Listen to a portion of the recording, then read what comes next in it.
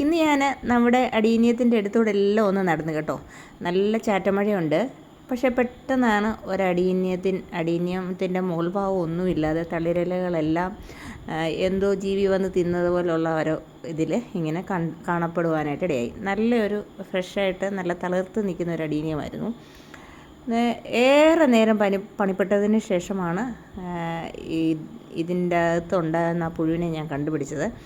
ആദ്യമേ നോക്കിയപ്പം അതിൻ്റെ ഇലയുടെ മണ്ടയിലെല്ലാം ഈ മൽബറിയുടെ ചെറിയ മൽബറി പഴുത്ത് വീഴുന്നത് പോലെ കിടക്കുന്ന കണ്ടു. ശരിക്കും ഇത് അതിൻ്റെ അടുത്തൊരു മൽബറി നിൽപ്പുമുണ്ട് കേട്ടോ. അപ്പോൾ അതുകൊണ്ട് ഞാൻ ഓർത്ത് ഇനി മൽബറിയുടെ കാവല്ലോ വീണിങ്ങനെ കിടക്കുന്നതായിരിക്കും എന്ന്. പെട്ടെന്നാണ് ഈ പുഴുവിനെ നമുക്ക് കണ്ണിൽപ്പെട്ടത്. ഇത് ചിത്രശലഭം ആകാറായ ഒരു പുഴുവാണ്. ഇത് മുഴുവൻ ഇലകളും അതിൻ്റെ തളിരിലകളും തണ്ടുകളും എല്ലാം തീർന്നു കേട്ടോ. നിങ്ങളത് കണ്ടു നോക്കിക്കേ. നല്ലതായിട്ട് തളിർത്ത് നിന്ന ഒരു അടീനിയായിരുന്നു. കണ്ടപ്പോഴെനിക്ക് ഒത്തിരി സങ്കടം തോന്നി. ഇതിനെ കൊന്നു കളയാനായിട്ട് എനിക്ക് യാതൊരു ഇഷ്ടവും തോന്നിയില്ല. കാരണം എന്നാന്ന് ചോദിച്ചാൽ അതിനെ കാണാൻ തന്നെ നല്ല ഭംഗിയായിരുന്നു. ഏറെ നേരം പണിപ്പെട്ടിട്ടാണ് ഒരു ഉണങ്ങിയ ചെറിയ ഒത്തിരി ബലമുള്ളൊരു കമ്പൊന്നുമല്ല, ഉണങ്ങിയ ഒരു ഇതിട്ട് അതിനെ ഞാൻ തട്ടി താഴോട്ടിട്ടു. അത് നല്ലതായിട്ട് മുറുകി അതിൻ്റെ കാലുകൾ മുറുകി ഈ അടീനത്തെ പിടിച്ചിരിക്കുക. ഒത്തിരി നേരം പണിപ്പെട്ടതിന് ശേഷമാണ്. കാരണം ഒത്തിരി ആഞ്ഞു തൊട്ടാൽ അതങ്ങ് പുഴുവിന് എന്തെങ്കിലും ബുദ്ധിമുട്ട് വരും, അല്ലെങ്കിൽ അത് ചത്തുപോകുമല്ലോ എന്ന് ഓർത്തിട്ട് വളരെ സൂക്ഷിച്ച് ഒത്തിരി നേരം പണിപ്പെട്ടിട്ടാണ് അതിനെ ഒന്ന് താഴോട്ട് ഇട്ടത്. നിങ്ങളൊന്ന് നോക്കിയേ. ഈ ക്യാമറയിൽ കാണുന്ന പോലെയല്ല, ഇതിനേക്കാളും വലിയ പുഴുവാണ് കേട്ടോ. ഒത്തിരി വലിപ്പമുള്ളൊരു, നമ്മുടെ ഒരു വിരലിൻ്റെ ഒരു പകുതി മുക്കാലും വരുന്നൊരു പുഴുവാണ്. ഇതിനെ എങ്ങനെ കൊന്നു കളയാൻ തോന്നും. കണ്ടില്ലേ, എത്ര ഭംഗിയുള്ളൊരു ചിത്രശലഭമാകേണ്ട ഒരു പുഴുവാണ്. ഇതിനെ ഞാൻ പതുക്കെ ഇങ്ങനെ എടുത്ത് കുറേ നേരം ഇതിൻ്റെ ഭംഗിയൊന്ന് ആസ്വദിച്ചു. കാരണം കാണാൻ നല്ല രസമുണ്ട്. രണ്ട് കണ്ണുകൾ, അത് എന്ത് രസമുണ്ടെന്ന് നോക്കിയേ. അതിൻ്റെ കളറും എല്ലാം കൂടെ കണ്ടപ്പോഴത്തേക്ക് ഒത്തിരി ഇഷ്ടം തോന്നി. കുറേ നേരം അതിനെ ഇങ്ങനെ കണ്ടുകൊണ്ടേയിരുന്നു. എന്നിട്ട് ഇവനെ ഞാൻ പതുക്കെ അതേലെ തന്നെ അത് ആ കമ്പും കൊണ്ട് തൊടുമ്പോൾ തന്നെ അവത്തിൽ അള്ളിപ്പിടിച്ചങ്ങിരിക്കും കേട്ടോ. അങ്ങനെ ഇവരെ ഇച്ചിരി നേരം ബുദ്ധിമുട്ടി. കാരണം എൻ്റെ ദേഹത്തൊന്നും ഒത്തിരി നേരം തൊടാതെ എന്നെ ബുദ്ധിമുട്ടി ആ കമ്പയെ തന്നെ കോർത്തിങ്ങനെ എടുത്ത് ആ മൽബറിയുടെ മണ്ടയിലോട്ട് കൊണ്ട് അതിനെ അങ്ങിരുത്തി. ആ മൽബറിയുടെ ശീലത്തിലോട്ട് അത് കയറിയപ്പോഴേ അതിന് വലിയ സന്തോഷമായി. അതിങ്ങനെ പെട്ടെന്ന് മുകളിലോട്ടങ്ങ് നടന്നങ്ങ് നീങ്ങി കേട്ടോ. അത് നല്ലൊരു രസമുള്ളൊരു കാഴ്ചയായിരുന്നു. അതിനെ കൊന്നു കളയാമായിരുന്നു, പക്ഷെങ്കിൽ അതിനോടുള്ള ഇഷ്ടം കാരണം നല്ലൊരു ചിത്രശലഭമായി വരുമല്ലോ എന്ന് കണ്ടിട്ട് അതിനെ ഞാനങ്ങ് വെറുതെ വിട്ടു. അവനിങ്ങനെ വളരെ സന്തോഷത്തോടെ ചെറിയ മഴയൊക്കെ നനഞ്ഞ് അങ്ങ് പോയി. പിന്നീട് ഞാൻ വന്ന് ഇതിൻ്റെ ഈ കാഷ്ടമെല്ലാം നോക്കി കേട്ടോ. നോക്കിയേ, ശരിക്കും ഒരു മൽബറിക്കായിരിക്കുന്നല്ലേ. മൽബറിമാരെ അടുത്തുള്ളതുകൊണ്ട് സൂക്ഷിച്ചായിട്ട് നമ്മൾ അങ്ങനെ തന്നെ വിചാരിക്കുകയുള്ളൂ. പിന്നെയാണ് മനസ്സിലായത്, ഇതിൻ്റെ ഇലകളെല്ലാം നഷ്ടപ്പെട്ട ഒരവസ്ഥകൾ കണ്ടപ്പോഴാണ് മനസ്സിലായത് പുഴുവാണ് ഇരിക്കുന്നത് എന്ന് മനസ്സിലായി. ഞാൻ വേറെ രീതിയിലുള്ള ഇതിനെ തിന്നുന്ന പുഴുക്കളുണ്ട്, അതാണ് ആദ്യം വിചാരിച്ചത്. പിന്നീടാണ് ചിത്രശലഭത്തിൻ്റെ പുഴുവാണെന്ന് തന്നെ മനസ്സിലായത്. കണ്ടോ, ഇങ്ങനെ ഇതിൻ്റെ മുകൾ ഭാഗം മുഴുവൻ ഇങ്ങനെ തിന്ന് നശിപ്പിച്ച് വെച്ചേക്കുക. എന്ത് ചെയ്യാനാണ്, നല്ല മഴയുണ്ട്. പെട്ടെന്ന് തന്നെ ഈ അടീനിയം അഴുകിപ്പോകാൻ സാധ്യത വളരെ കൂടുതലാണ് നമ്മളിതിനെ ശ്രദ്ധിച്ചില്ലെങ്കിൽ. പെട്ടെന്ന് തന്നെ ഈ അടീനിയം എടുത്ത് മാറ്റിയിട്ട് അതിൽ അത് പുഴു തിന്നതായ അടീനിയത്തിൻ്റെ മുകൾ ഭാഗം മുഴുവൻ നല്ല മൂർച്ചയുള്ളൊരു കത്തി കൊണ്ട് മുറിച്ച് കളയും. എന്നിട്ട് അതിൻ്റെ വരുന്ന കറിയൊന്ന് തുടച്ച് കളയുന്നത് നല്ലതായിരിക്കും. ഞാൻ തുടച്ചില്ല. അതിൻ്റെ മണ്ടയിലോട്ട് സാഫ് നല്ലതായിട്ട് പുരട്ടിക്കൊടുത്തു.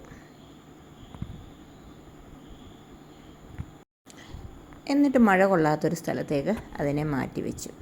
ഇനി അതിന് യാതൊരു കുഴപ്പവും വരത്തില്ല. ഇനിയും നമ്മൾ ഉടനെ ഒന്നും വെള്ളമൊന്നും കൊടുക്കണ്ട.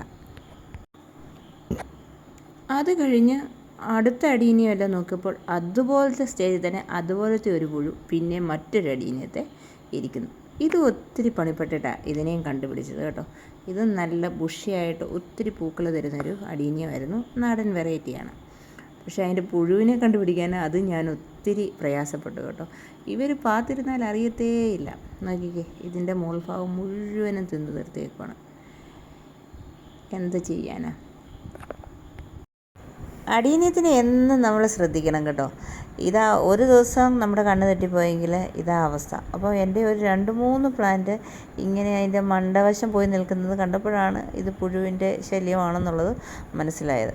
ഇങ്ങനെ ഞാൻ ഇതുങ്ങളെ എടുത്ത് എനിക്ക് കൊന്നു കളയാൻ ഒട്ടും മനസ്സില്ല, കാരണം ചിത്രശലഭമായി വരുന്ന പുഴുക്കളല്ലേ, അത് എത്ര ഭംഗിയുള്ളവയാണ്, ഇപ്പം തന്നെ കാണാനായിട്ട് എന്ത് ഭംഗിയാണ്. അപ്പം ചിത്രശലഭമായിട്ട് ചിറകൊക്കെ വെച്ച് വരുമ്പോഴത്തേക്ക് എന്തോരം ഭംഗിയായിരിക്കും എന്നെ കാണാനായിട്ട്. അതുകൊണ്ട് ഞാൻ ഇതിനെ ഒന്നും കൊന്നു കളയാതെ വീണ്ടും ഇതിനെയും ആ മൽബറിയിലോട്ട് തന്നെ കയറ്റി വിടുകയാണ് ചെയ്തത്. എന്നിട്ട് പഴയ രീതിയിൽ തന്നെ സാഫ് ആ ചെടികളിലൊക്കെ പുരട്ടി മഴ നനയാത്തൊരു സ്ഥലത്ത് മാറ്റി വെക്കുക. 1-2 ആഴ്ച കഴിഞ്ഞ് നല്ല ഉണങ്ങി കഴിഞ്ഞതിന് ശേഷം, ഇപ്പം ഉള്ള സമയമായതുകൊണ്ട് മഴ ഒരു കാരണവശാലും നനയ്ക്കാൻ പാടുള്ളതല്ല. പെട്ടെന്ന് തന്നെ ആ മുറിപ്പാടുകളിൽ കൂടെ വെള്ളം ഇറങ്ങിയിട്ട് പെട്ടെന്ന് തന്നെ ഈ പ്ലാന്റ് നശിച്ചു പോകും. അതുകൊണ്ട് നിങ്ങളുടെ വീട്ടിലുള്ള അടീനിയങ്ങളൊക്കെ എപ്പോഴും ശ്രദ്ധിക്കണം. അവയെ നന്നായിട്ട് പരിചരിച്ചാലേ ശരിയാവുള്ളൂ. ചിലപ്പം നമ്മൾ ഓർക്കും എന്തിനാണ് എന്നും ഈ നോക്കുകയും എടുക്കുകയും ചെയ്യുന്നത്. പക്ഷേ ഇതുപോലെയുള്ള പുഴുക്കളുടെ ഈ അവസ്ഥ, അല്ലെങ്കിൽ പുഴുക്കൾ ഈ ചെടികളെ തിന്നുന്നൊരവസ്ഥ കാണേണ്ടതായിട്ട് നമുക്ക് വരുമ്പോഴുണ്ടാകുന്ന മനസ്സിൻ്റെ ആ വിഷമം ഭയങ്കരമായിരിക്കും. അതുകൊണ്ട് എല്ലാ ദിവസങ്ങളും ഒരു 5 മിനിറ്റെങ്കിലും അഡീനിയം പ്ലാന്റിൻ്റെ അടുത്ത് ചെല്ലുക. ഈ പുഴു തന്നെയല്ല കേട്ടോ, വേറെ ഒത്തിരി പുഴുക്കൾ ഈ അഡീനിയം പ്ലാന്റ് തിന്നാനായിട്ട് വരും. അപ്പോൾ നമ്മൾ ആ സമയം തന്നെ, കാണുന്ന സമയം തന്നെ അതിനെ എടുത്ത് നശിപ്പിച്ച് കളയുകയോ ചെയ്യുവാണെങ്കിൽ പിന്നീട് ഒത്തിരി ബുദ്ധിമുട്ടില്ലാതെ ചെടി നന്നായിട്ട് വളർന്നു വരുവാനായിട്ട് സാധിക്കും. അപ്പോൾ ഇവനെ എടുക്കുന്ന രീതി കണ്ടോ, ഇവനെ ഞാൻ ഒട്ടും വേദനിപ്പിക്കാതെ, കാരണം തൊട്ട ഉടനെ ഇതിൻ്റെ ശരീരം പെട്ടെന്ന് മുറിഞ്ഞ് പൊട്ടിപ്പോയി ഇത് പിന്നെ ചത്തുപോകത്തില്ലേ. അതുകൊണ്ട് ഇതിനെ ഒത്തിരി സൂക്ഷിച്ചാണ് ഞാൻ എടുത്തത്. ഒരു പാത്രത്തിലോട്ടാക്കി എടുത്തു. അപ്പോൾ കാണാൻ എല്ലാം അതിനെ നന്നായിട്ടൊന്ന് കാണുവാനും വീക്ഷിക്കുവാനും നമുക്ക് കഴിയുമല്ലോ. എന്നിട്ട് അതുപോലെ തന്നെ അതിനെ എടുത്തുകൊണ്ട് ആ മൽബറിയിലോട്ട് കൊണ്ട് വിട്ടു. ഇങ്ങനെയാണ് ഇപ്പോഴത്തെ ചില ദിവസങ്ങളായിട്ട് എൻ്റെ പരിപാടി. അഡീനിയം പ്ലാന്റിൻ്റെ അകത്ത് എല്ലാ പ്ലാന്റിലൊന്നും പൂവില്ല, 1-2 പ്ലാന്റ് അവിടെ എവിടെയൊക്കെ ചെറിയ പൂക്കളായിട്ടൊക്കെ വന്ന് നിൽപ്പുണ്ട്. ഇനിയിപ്പം മഴയുടെ സീസണോടൊക്കെ തുടങ്ങി കഴിയുമ്പോൾ ഇനിയും പറയൂടെ വേണ്ട. അപ്പോൾ ഇന്നത്തെ ഈ അടീനിയവും പുഴുവുമായിട്ടുള്ള യുദ്ധം നിങ്ങൾക്ക് ഇഷ്ടപ്പെട്ടു എന്ന് വിചാരിക്കുന്നു. അപ്പം ലൈക്ക് ചെയ്യാനും കമൻറ്റ് ചെയ്യാനും മറക്കരുത്. ഈ അഡീനിയം പ്ലാന്റിൻ്റെ ഏറ്റവും വലിയൊരു ശത്രുതയാണ് ഈ പുഴുക്കളെന്ന് പറയുന്നത്. അത് വന്ന് മുഴുവൻ ഇലകളും അതിൻ്റെ തണ്ടിൻ്റെ നീര് വലിച്ചു കുടിക്കുകയും ഒക്കെ ചെയ്യും. നമ്മൾ വളർത്തിക്കൊണ്ട് വന്ന പ്ലാന്റ് വെറുതെ ആയി പോവുകയും ചെയ്യും.